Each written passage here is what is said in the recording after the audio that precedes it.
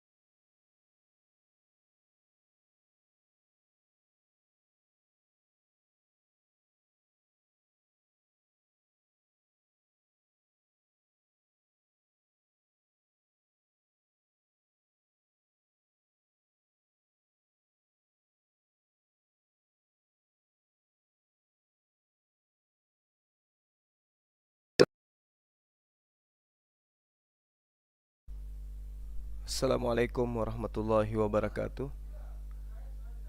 Sahabat-sahabat yang dimuliakan oleh Allah Subhanahu wa taala.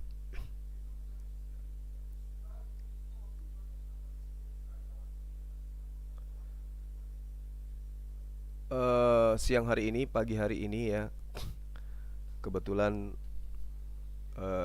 si saudara kita Candy itu menjadwalkan kita bertemu dengan Pendeta Joshua Tewu ya. Kelihatannya beliau penasaran gitu ya, penasaran kemudian untuk menjajal kita dalam kaitannya terkait dengan materi kristolog ya. Namun panitia sebelumnya kelihatannya dia membahas tentang nikah gitu ya. Masalah nikah gitu ya teman-teman. Sehingga ini penting untuk kemudian kita luruskan. Dan ini adalah sebenarnya sesuatu yang merupakan kartu mati bagi ajaran sebelah ya. Kenapa saya katakan paku mati? Karena tidak ada syarat sah nikah di dalam pengajaran mereka gitu. Tidak ada teori dan tidak ada praktek di dalam pengajaran Yesus terhadap umat Kristen, sehingga sangat timpang kelihatan ketika mereka mengada-adakan sebuah konsep di mana konsep itu tidak pernah diajarkan. Al-Quran sangat jelas, Allah Subhanahu wa taala menjelaskan kepada kita di dalam Al-Qur'anul Karim seperti yang saya narasikan tadi di awal sebelum live-nya itu error ya. Di situ sangat jelas dikatakan Bismillahirrahmanirrahim. Wa min ayatihi an khalaqa lakum min anfusikum azwaja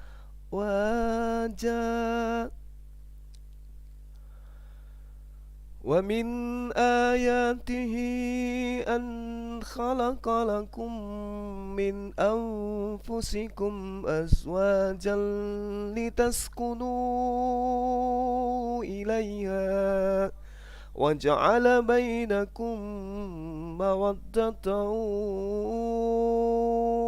wa rahmah inna fi dzalika laayatin liqaumin yatafakkarun. Ini ayatnya sangat jelas ya. Dikatakan di sini di antara tanda-tanda kebesaran Allah dia menciptakan manusia itu berpasang-pasangan ya, untukmu dari jenismu sendiri agar kamu cenderung dan merasa tentram kepadanya, dan dia menjadikan di antaramu rasa kasih sayang. Sungguh pada yang demikian itu benar-benar terdapat tanda-tanda kebesaran Allah bagi kaum yang berfikir. Jadi ini sangat jelas ya, sahabat-sahabat yang dimuliakan oleh Allah. Lalu kemudian di dalam surah Az-Zariyat ayat 49 diterangkan, wa min kulli syai' khalaqna zawjaini la'allakum tazkurun. Dan segala sesuatu kami jadikan berpasang-pasangan supaya kamu mengingat kebesaran Allah. Nah, terkait ini Al-Qur'anul Karim menjelaskan, dan kemudian Rasulullah Muhammad SAW itu menguraikan tentang persaksian akad nikah. Di dalam hadits secara marfu, Rasulullah Muhammad SAW yang kemudian hadis ini adalah al-khamsah kecuali An-Nasai. Di situ diterangkan bahwasanya tidak ada nikah kecuali dengan adanya wali dan dua saksi yang adil. Ini tidak diuraikan di dalam syarat-syarat nikah di dalam Kristen.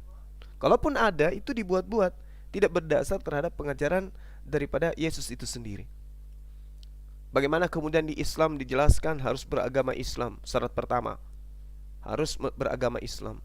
Calon suami, calon istri semua harus beragama Islam. Kemudian yang kedua, bukan mahram.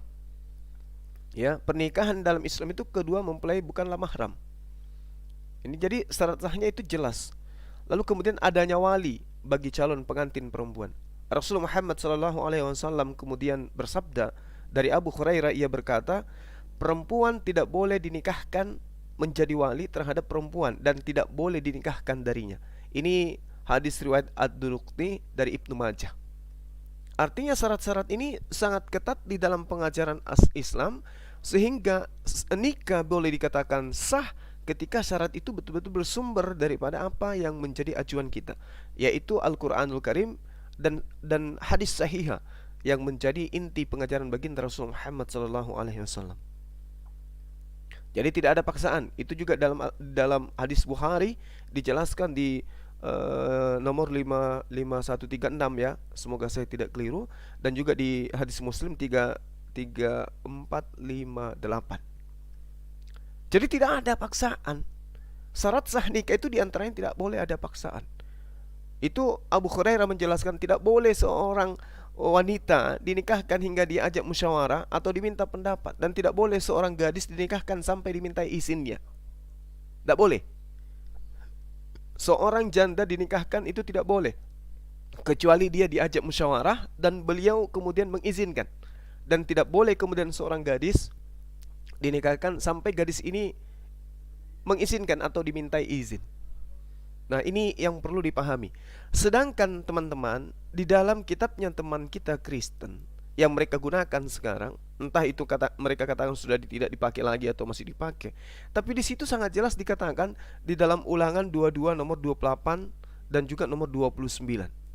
Apa yang diterangkan di sana?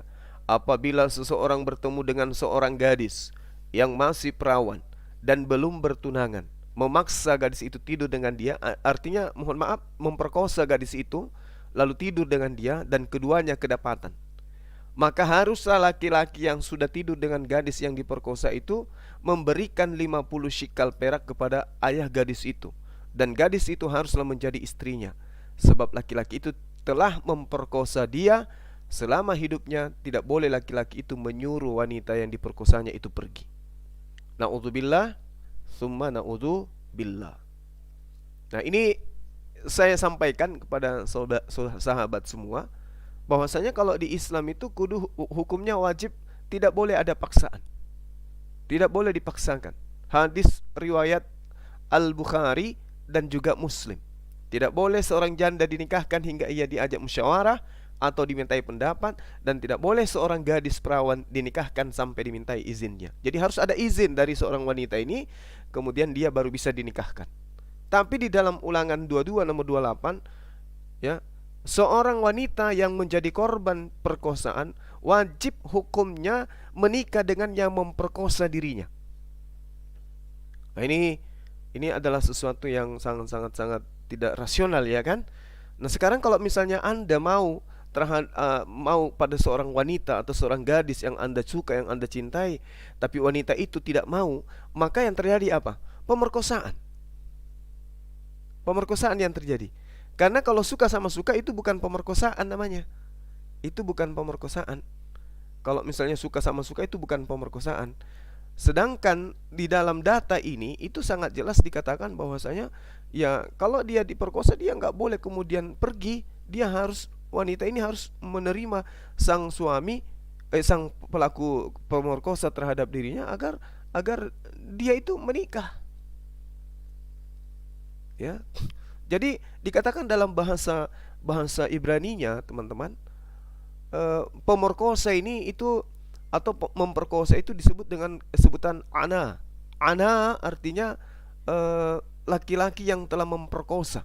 Jadi laki-laki yang telah memperkosa ini tidak boleh kemudian menyuruh wanita yang diperkosanya itu pergi, melainkan wajib hukumnya dia menikahi. Dan wanita yang dinikahi tidak boleh menolak. Nggak boleh menolak. Ya, ini sesuatu yang sangat luar biasa ya, teman-teman. Karena seorang, misalnya nih, Anda punya anak wanita, kemudian diperkosa. Laki-laki yang memperkosa anak Anda itu tidak boleh Anda apa-apai.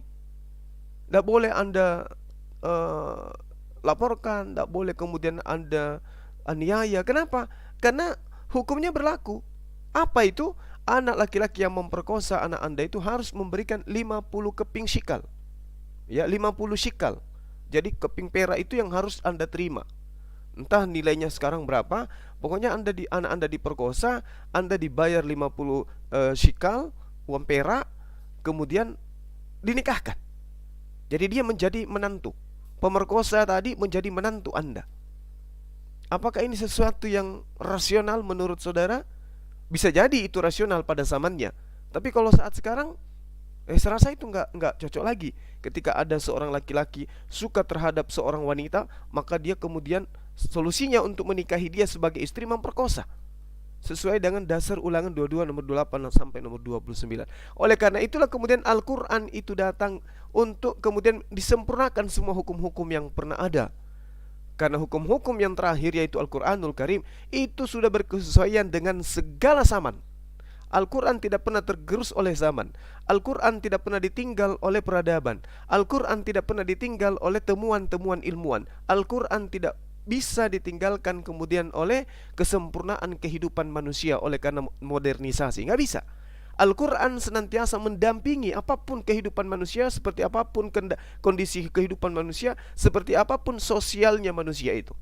Semakin dunia ini canggih, semakin dunia ini modern, Al-Quran tetap mendampingi. Inilah briliannya Al-Quran sebagai mujizat dari Allah. Nah, contoh misalnya seperti yang kita terangkan Imamat 15 kemarin tentang haid. Bagaimana seorang haid diperlakukan dalam kitab sebelumnya. Apakah itu bisa sepadan diterapkan hari ini? Nggak bisa.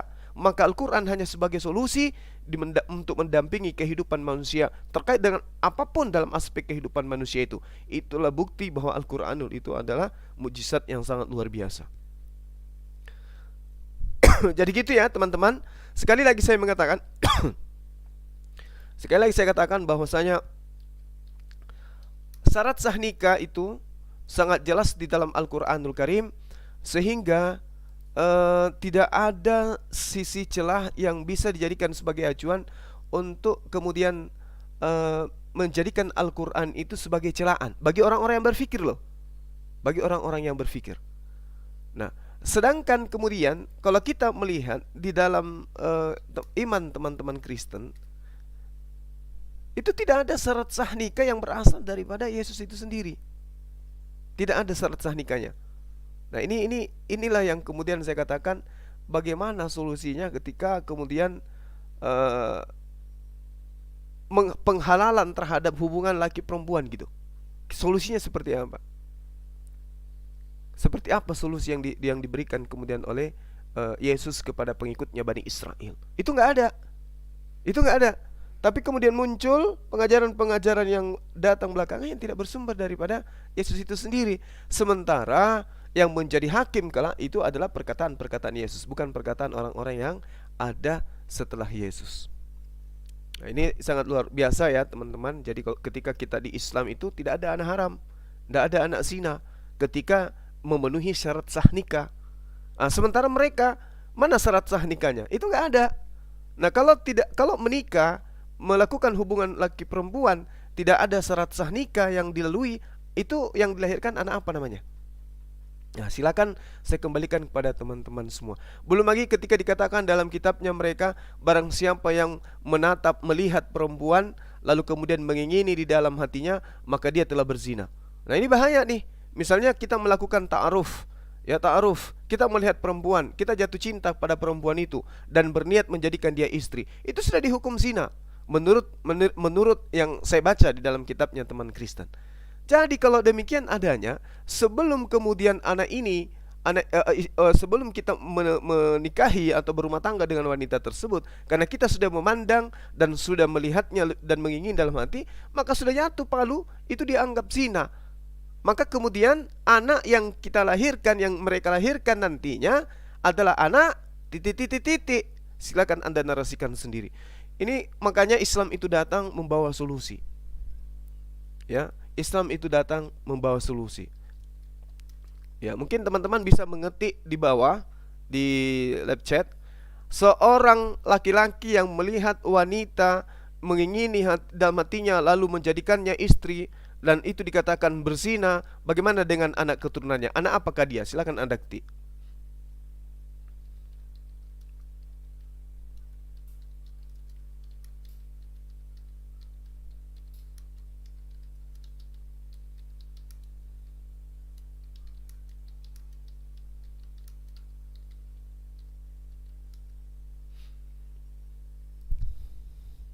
Oke, teman-teman udah menulis. Nah, itu sudah sangat jelas tuh. Jadi saya katakan bahwa dia adalah anak hasil lato-lato. Nah, di dalam Matius 5 nomor 28 teman-teman, ya, di situ diterangkan bahwa tetapi aku berkata kepadamu, setiap orang yang memandang perempuan serta menginginkannya sudah berzina dengan dia di dalam hatinya. Wow. Jadi kalau misalnya saya nih melihat seorang perempuan tertarik, Ini udah pasti kan, itu manusiawi kan. Ketika kita ingin memperistri atau mempersunting seorang wanita, istri-istri kita itu kan pertama kali kita lihat. Dan dari cara kita melihat itu, kemudian kita jatuh hati kepada dia. Nah, kategori itu kemudian dikatakan telah berzina dengan dia di dalam hatinya. Nah, ketika dia menikah kemudian, maka kategori ini dikatakan sebagai hasil daripada latok-latok preman. Itu kan? Jadi anaknya itu kemudian seperti yang Anda tuliskan, ya itulah yang benar. Makanya Islam itu sangat indah, kemudian memberikan solusi yang sangat luar biasa. Wa min ayatihi an khalaqalakum min anfusikum azwaja litaskunu ilaiha wa ja'ala bainakum mawaddatan wa rahmah inna fi dzalika laayatil liqaumin yatafakkarun. Itu sangat-sangat luar biasa. Islam itu sangat-sangat indah. Bagaimana Rasulullah mengatakan tidak boleh ada paksaan untuk pernikahan, tidak boleh ada anak gadis dinikahkan tanpa izinnya, berdasarkan dengan hadis Bukhari Muslim. Dan ini juga ada ditekankan di dalam Al-Quranul Karim, la taqrabuz zina, nggak boleh. Sedangkan di dalam Ulangan 22 nomor 28 29, orang bisa menikahi seorang wanita apabila satu, diperkosa. Itu diperkosa. Kemudian ada lagi yang lebih parah, tidak boleh bercerai kecuali dengan zina. Jadi ketika manusiawi secara kodratnya wanita atau laki-laki itu menginginkan wanita lain atau laki-laki lain agar mereka bercerai, maka boleh berzina dulu. Kalau tidak berzina nggak boleh bercerai. Jadi ketika mereka ingin bercerai, maka harus berzina dulu. Itu dalilnya sangat jelas tuh. Ya, barang siapa yang menceraikan istrinya kecuali karena zina, maka dia telah berzina. Itu harus kita pahami ya.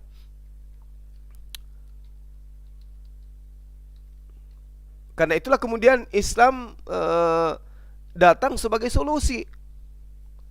Islam datang sebagai solusi bagaimana kemudian hubungan antara laki dan perempuan ini bisa berjalan dengan baik.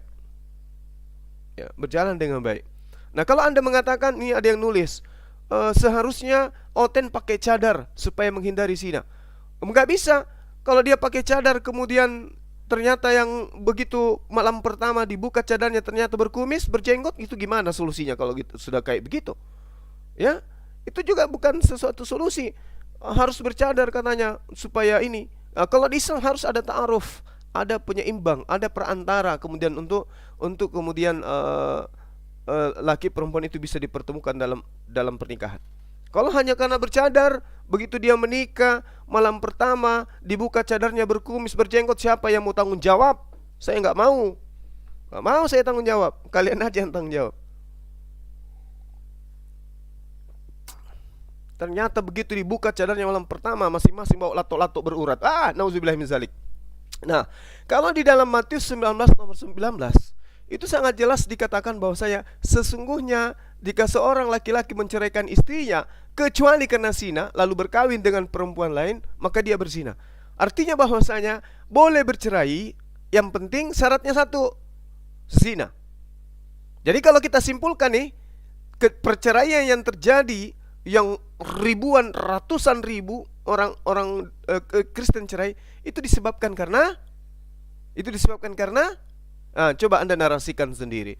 Jadi kalau ada orang Kristen bercerai, otomatis kalau berdasarkan Bible itu mereka berzina. Berarti mereka ini adalah pelaku ya, silakan Anda narasikan sendiri. Saya tidak kuat untuk menyatakan itu.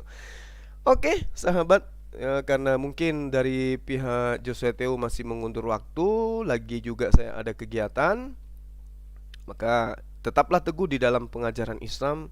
Islam adalah solusi dari semua permasalahan yang ada di atas muka bumi ini, baik permasalahan tentang duniawi, lebih-lebih permasalahan tentang akhirat. Pegang teguh kaidah itu, wal takum minkum ummatu yad'una ilal khair wa ya'muruna bil ma'ruf wa yanhauna 'anil munkar wa ulaika humul muflihun. Saya kira gitu, rekan-rekan sekalian, sambil kita belajar terus. Mudah-mudahan sebentar malam kondisi jaringan di gunung itu bagus, kita akan kembali mengudara. Dan kalau tidak berarti Pendeta Joshua Teu harus menunggu waktu sampai hari Senin ya, untuk kemudian membuat dirinya tegang di hadapan Bang Suma. Oke, sahabat, terima kasih banyak atas segala perhatian. Mohon maaf atas segala kekurangan. Subhanakallahumma bihamdi asyhadu an la ilaha illa anta astaghfiruka wa atubu ilaik. Salam tauhid, salam satu Tuhan. Allahu Akbar. Assalamualaikum warahmatullahi wabarakatuh.